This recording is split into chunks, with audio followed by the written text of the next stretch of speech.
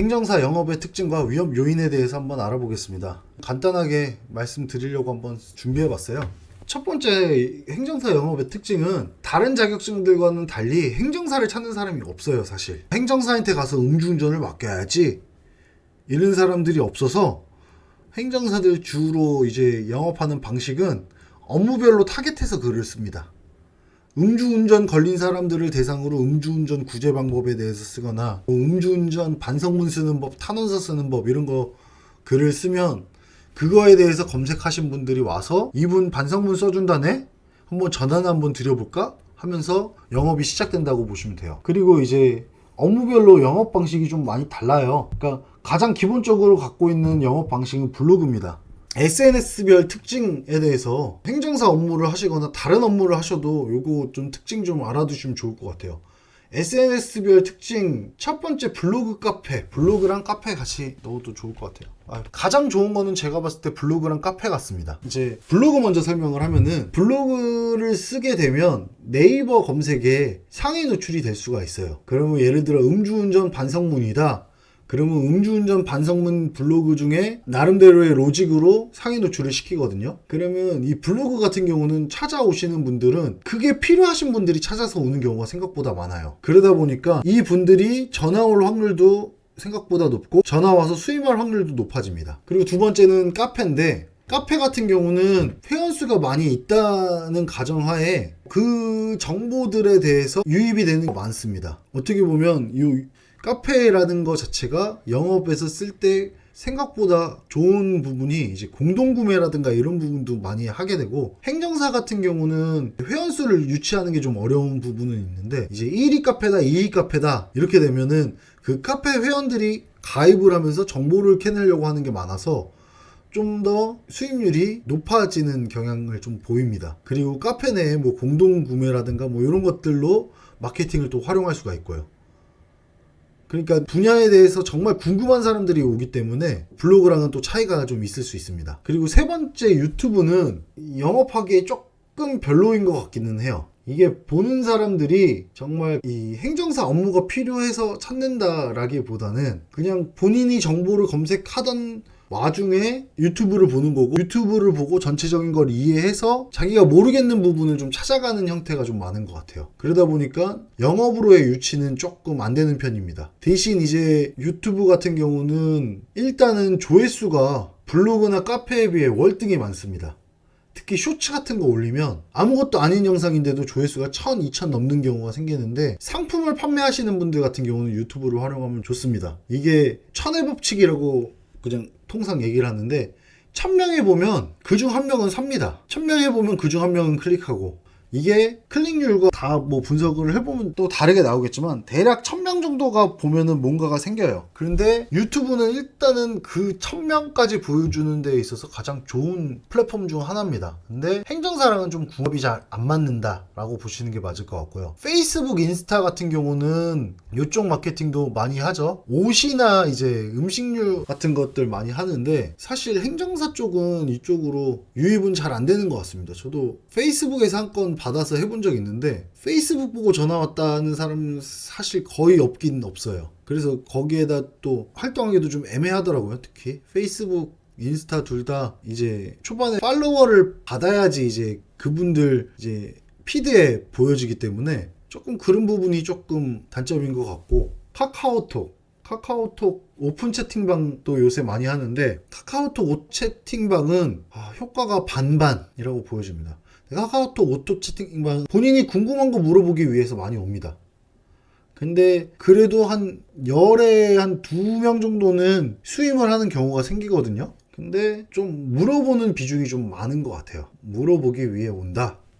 그리고 자기 얘기 끝나면 나가고 다시 들어왔다가 자기 얘기하고 물어보고 나가고, 요게 좀 많습니다. 그래서 행정사를 할 때 SNS를 쓴다 그러면 블로그가 가장 우선순위가 돼야 되는 게 맞을 것 같고요. 그 다음이 카카오톡, 그 다음이 유튜브, 그리고 카페는 좀 장기적으로 좀 봐야 되지 않을까. 근데 카페 같은 경우는 사실 1등만 기억하는 세상 뭐 이렇게 생각하셔도 됩니다. 그러니까 그걸 검색했을 때 카페가 나오는 것들 중에서 회원수가 가장 많은 데를 들어가는 성향들이 좀 있어서 진입 장벽이 굉장히 높은 상태입니다. 근데 카페가 괜찮은 거는 관리 소요가 많이 적죠. 블로그는 거의 매일 글 써야 되고 유튜브도 영상 만들고 해야 되는데, 카페 같은 경우는 일정 수준이 되면 회원들끼리 다 알아서 대답하고 합니다. 거의 보면은 그 회원들이 더 전문가인 사람들이 많습니다. 회원들이 이럴 때는 이렇게 하셔야 됩니다. 저도 뭐 비슷한 일이 있었는데 저는 이렇게 됐습니다 이러면서 다 알려줘요, 회원들이. 그런 거는 관리 소요는 이제 스팸 쓰는 사람들만 내보내기만 하면 되니까. 근데 이제 유치가 좀 어려운 게 좀 단점이고, 페이스북, 인스타는 저랑 좀 궁합이 좀 안 맞는 것 같아서 좀 별로 그렇게 안 좋아합니다. 여기에 X, SNS 중에 X가 최악입니다. 최악.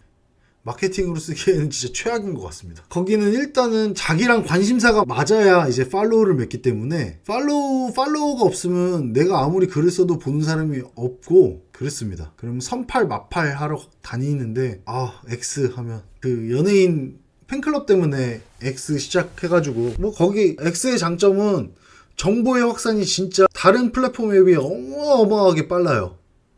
내가 팔로워가 100명이다 그러면 그 내가 글을 쓰거를 뭐 전파해 주세요, RT 부탁드립니다 이런 거 쓰면은 그 100명 중에 10명만 RT 눌러도 막 이게 막 수천 명, 수만 명, 수억 명 이렇게 가는 거는 엄청 빨라서 좋은데, 문제가 X 많이 하다 보면 정신병 걸릴 것 같습니다. 저 스마트 스토어 하는 게 있어서 그거 홍보차 X 가입을 했어요. X도 한번 해보자 라고 해서 가입을 했다가, 그러면 이제 초반에 팔로워를 늘려야 되기 때문에 선팔 마팔 이런 거 가면은 선팔 눌러주고 뭐 마음 눌러주고 뭐 이러면 상대방이 와서 내 거 팔로우 해주고 이게 있거든요. 그거 했다가 CD라고 여장 남자가 CD라고 부르더라고요. 뭐 정확히 왜 CD인지는 모르겠는데 CD라고 적혀 있고 뭐 이래서 그냥 그런 것보다 하고서 그냥 막 무작위로 이렇게 눌러놨었는데 뭔가 이상한 거예요. 사진을 보는데 뭔가 이상해. 여자 사진인가 하고서 봤는데 뭔가 이상해.